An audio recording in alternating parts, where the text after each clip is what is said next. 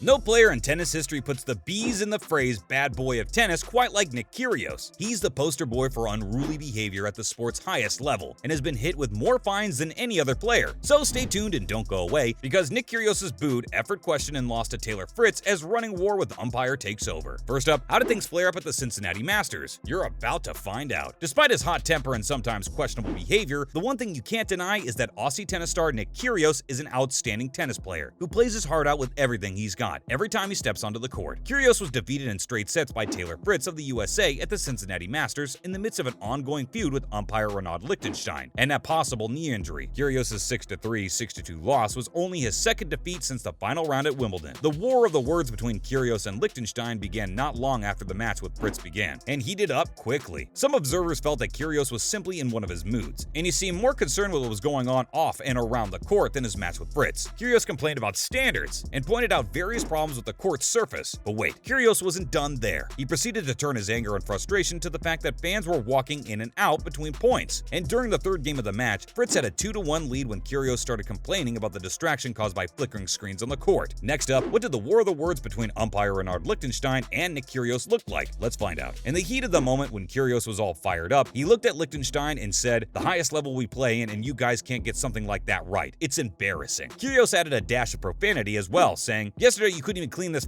thing up. I was drinking someone else's water. Today the screens. What about tomorrow? Standards. Standards. Do something about it." At that time, Lichtenstein warned Kyrgios that he would be penalized if his swearing persisted, and he told Kyrgios, "I told you. I called already, and I'm going to call again and again and again." A short while later, Kyrgios apparently had more things he wanted to get off his chest, and angrily turned to Lichtenstein once again, saying, "People walking around midpoint." The people Kyrgios was referring to, of course, were the fans. Lichtenstein responded, "Stop using the F word or you'll get a penalty every time. Sometimes you play with them moving, sometimes you don't." But if you thought Kyrgios had finally gotten it all out, well, you'd be wrong. Kyrgios further criticized Lichtenstein's ability to do his job, shouting, "Is it normal for people to leave in the middle of the point? Announce it. You have a microphone. What's your job? To control the match? Why aren't you controlling the match? Why don't you do your job properly? If everyone did their job, I would have no problem." Despite Kyrgios' on-court drama, tennis pro Andy Roddick spoke of his overall performance and said, "I think it puts Kyrgios in the top 2, maybe 3 favorites for the US Open." Up next, is a fan really suing Nick Kyrgios? Let's take a look. Back in July during the Wimbledon men's final, a female spectator was accused by Nick Kyrgios of being drunk and distracting him. Now she's threatening to sue the Australian tennis star for defamation. Was temporarily removed from center court after an outburst by Kyrgios. Paulus said Kyrgios' comments amounted to a reckless and entirely baseless allegation against me. Kyrgios scolded umpire Renaud Lichtenstein, saying, "She's distracting me when I'm serving in the Wimbledon final. There's no other bigger occasion. You didn't believe me and then she did it again. It nearly cost me the game. Why she's still here? She's drunk out of her mind. Speaking to me in the middle of the game. What's acceptable?" Lichtenstein quickly responded to Kyrgios and said that he didn't know who Kyrgios was referring to. And Kyrgios clarified the matter by saying, "It's the one with the dress. The one who looks like she's had about 700 drinks, bro." Paulus claims she only had 2 drinks and was simply trying to encourage Kyrgios. She further explained that Kyrgios' comments, which were broadcast to millions of viewers around the world, have caused her and her family a great deal of harm and distress. Stay tuned and don't go away, because we're about to bring you the latest in pro tennis news. Next up, do women in tennis use different sized tennis balls than their male counterparts? You're about to find out. For some reason that still eludes me, women in professional tennis use different sized tennis balls than male players. And now a second female tennis star has spoken out against the rule, and the US Open is under pressure to rectify the situation. Paula Badosa is the second top player to put pressure on the US Open to change their tennis balls for the female players. Badosa's comments came after world #1 women's tennis star Iga Swiatek harshly criticized the lighter tennis balls given to women as horrible and called on the Women's Tennis Association to allow women to use the same balls as men. In the lead up to the Grand Slam, Badosa and Swiatek were critical of the WTA's decision to provide female players with different, lighter balls compared to the ones used by men. Swiatek, a 2-time Grand Slam champion, says that she and Badosa held meetings with the WTA boss to try and overturn the WTA's decision, but had no success. Badosa even took to social media and said, "Very unfavorable conditions for the players and for the show. Then we complain that there are many mistakes in tactics and intelligence have been lost in points, while dealing with the faster courts and impossible balls to control." And in a recent interview, Swiatek said, "I think those balls are horrible, especially after like 3 games of really hard playing. They're getting more and more light. In the end, you can't even serve at 170 kilometers an hour because it's gonna fly like crazy. I think they're pretty bad. I always like to keep an open mind and look at both sides of the coin. But I've got to say, this rule certainly seems discriminatory and assumes that all women are inferior to men in terms of strength. So yeah, I take issue with that. Women want to be treated as equals, and they aren't looking for preferential treatment. And the assumption that all women are weaker than men is obviously outdated and offensive. What do you think? Should women play with the same tennis balls as men? Drop a comment and give us your thoughts. thoughts. Up next, will an unvaccinated Novak Djokovic be able to play at the US Open? Let's find out. The US government has introduced new measures that will loosen COVID restrictions on quarantine and social distancing. Because of these changes, there's renewed hope that Djokovic will be able to play in the US Open. However, it should be noted that at the time of this recording, Djokovic still can't play in the US Open, and he confessed that after his Wimbledon victory, he doesn't feel confident about the odds of playing at the US Open. America's Centers for Disease Control and Prevention, or CDC for short, have announced that they would be relaxing entry and quarantine requirements and regulations. But for now, those relaxed changes apply to US citizens only, and not foreign visitors. So if nothing else changes, Djokovic will not be heading to New York for the US Open, unless he is granted some sort of special exemption. And if such an exemption were to be granted to Djokovic, it would undoubtedly anger millions of people. The current US travel restrictions prevent Djokovic from traveling to the country, as foreigners who are not vaccinated against COVID-19 are strictly forbidden from entering America. Djokovic has missed out on tournaments in Montreal and Cincinnati in the lead up to the US Open. Finally, is Austrian tennis star Dominic Thiem ready for some US Open action? The last time Dominic Thiem played a tournament in the United States was in the midst of the COVID pandemic. The US Open had 0 fans in attendance, and Thiem secured a comeback after being down 2 sets and managed to claim victory over Alexander Zverev in a tense final round. Thiem's greatest dream was realized, but since then, the past 2 years have been a little rough for the tennis star. He was out with numerous injuries from June of 2021 to March of 2022. He was also out of action due to illness and was forced to miss the Cincinnati Majors. But now, Thiem has his sights set on the US Open in New York, and he's ready for action. In a recent interview, Thiem said, "I think it's pretty similar to New York, as it's not that far away. It's humid and can be pretty hot when the sun is out, so it's perfect preparation. The tournament is unique because we're like guests of Wake Forest University. I enjoy being here. There are not too many distractions. Perfect focus on the matches, on the training." That's a wrap for today's video. Thank you for watching.